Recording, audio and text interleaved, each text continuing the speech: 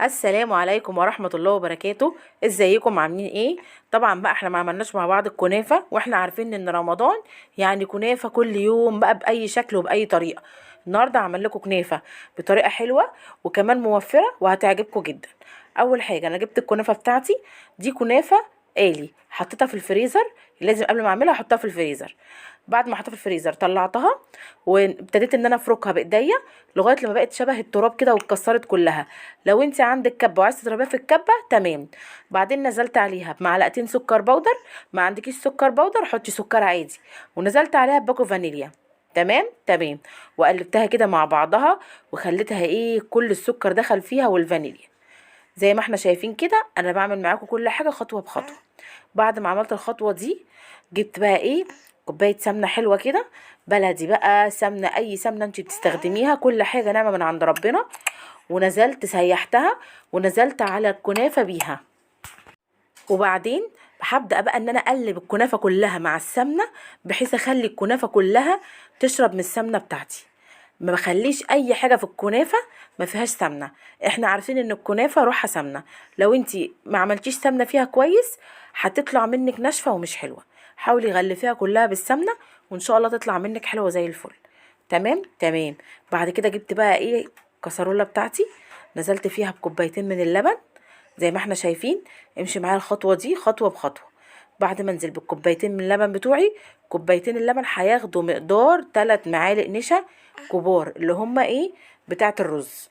وبعدين هبتدي بقى ان انا اقلبهم كده على البارد خطوه خطوه. اوعي تقلبيها على السخن هيكلكع. قلبي كله على البارد. وبعدين ابدأي ان انت ولعي النار عليه بعد ما تدوب كلها وتأكدي ان مفيش حاجه مكلكعه. ابدأي بقى ان انت ولعي النار عليه ونار هاديه كده. وايدك فيه ما تسيبيهاش. تمام تمام. ايدك فيه ما تسيبهاش ليه؟ عشان ما يكلكعش منك ويتخن. اول ما يوصل للقوام اللي انت شايفاه دوت بقى دلوقتي هتشوفيه تدفي عليه. اللي هو مجرد يبقى عامل شبه الكريمي كده. زي ما احنا شايفين. دي اسمها يا جماعه؟ كنافه بالقشطه الكدابه. انا ما عنديش قشطه هحرم نفسي؟ لا. هعمل الطريقه دي وهتطلع نفس النتيجه ونفس الطعم. تحفه جدا جدا وجميله. طبعا بقى بصوا الكنافه كنت عاملاها ازاي. طبعا اتغرقت بالسمنه. هجيب بقى الصينيه بتاعتي ايا كان الصينيه اللي انت بتحبيها وعارفه مقدارك فيها. ده نص كنافه. هحط الطبقه اللي من تحت بعد ما اتغلفت بالسمنه كويس زي ما احنا شايفين. ولازم تخلي الطبقه اللي من تحت اتخن سنه من الطبقه اللي من فوق عشان دايما هي اللي تبقى فوق النار على طول. تمام تمام. حتى لو بتعملي مكرونه بشاميل اللي بتعملي اي حاجه خلي الطبقه اللي من تحت اتخن سنه مش كتير من الطبقه اللي من فوق. وهبتدي بقى ان انا افرشها في الصينيه بتاعتي وادوس عليها كويس جدا جدا. طبعا كان الحشو بتاعي برد. فهبتدي بقى ان انا بعد ما يعني اجيبه ويسيبه يبرد كده ويبقى حلو. هبتدي ان انا اجيبه واحطه في الصينيه بتاعتي في النص احشي بيها. وابتدي ان انا افرده فيها. لو انت عايز تحشي الصينيه دي كاستر تمام. عايزه تحشيها القشطه الكدابه دي احشيها. لو ما عندكيش قشطه مش هنقف على حاجه يا جماعه. في الغلا اللي احنا فيه ده لازم نتصرف ونفرح بولادنا باي حاجه وباقل المقادير واقل التكلفه. فانا عملتها الطريقه دي. دي اسمها حشوه القشطه الكدابه. عايزه اقول لكم بتطلع تحفه جدا وطعمها جميل قوي قوي قوي. وهتحبيها جدا جدا وما فيهاش اي اختلاف على اي حاجه. لو انت بقى عايز تعمليها بالقشطه وعندك قشطه اعمليها ما فيش اي مشكله. عايز تعملي بقى كاستر جوز هند وزبيب عايز تعملي ديت اعمليها. الطريقه اللي انتوا بتحبوها اعملي بيها. تمام تمام. بعد كده ما فرشت الطبقه اللي في النص كده الحشوه بتاعتي. هبتدي انزل عليها بالطبقه اللي من فوق زي ما احنا شايفين. زي ما انا قلت لكم انا بخليها اللي تحت اتخن سنه من الطبقه اللي من فوق.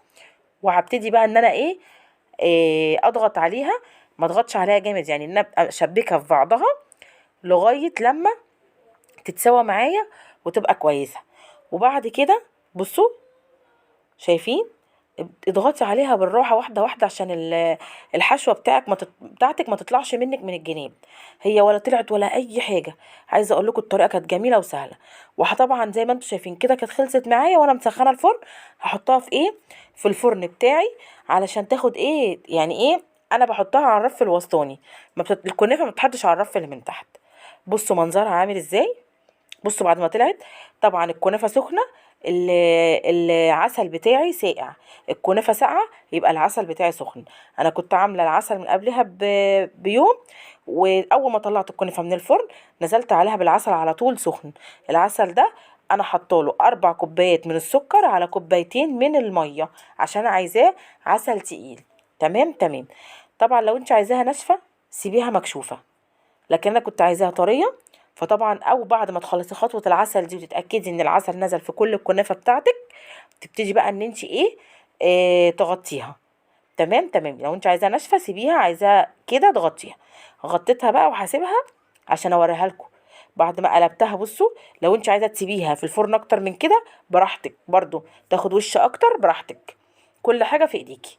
تمام. بعد ما قطعتها بصوا، عايزه اقول لكم كانت جميله. بصوا طريه وجوسي، وكانت جميله قوي قوي. يعني مش قادره اقول لكم على طعمها، وطريقتها موفره وجميله، وما فيهاش اي تكاليف. 3 معالق من نشا، كوبايتين من اللبن، ما فيهاش اي حاجه. هتعجبك جدا وطريقه جميل جدا. زي ما انتم شايفين كل حاجه بنقدر نعملها، ما نقفش على حاجه، وكل حاجه نعمه من عند ربنا والحمد لله. لو عجبتكم بقى الطريقه دي، ما تنسونيش في اللايك والاشتراك في قناتي. دبري ووفري في مطبخ نوجة، وربنا يحسن ما بين ايديكم.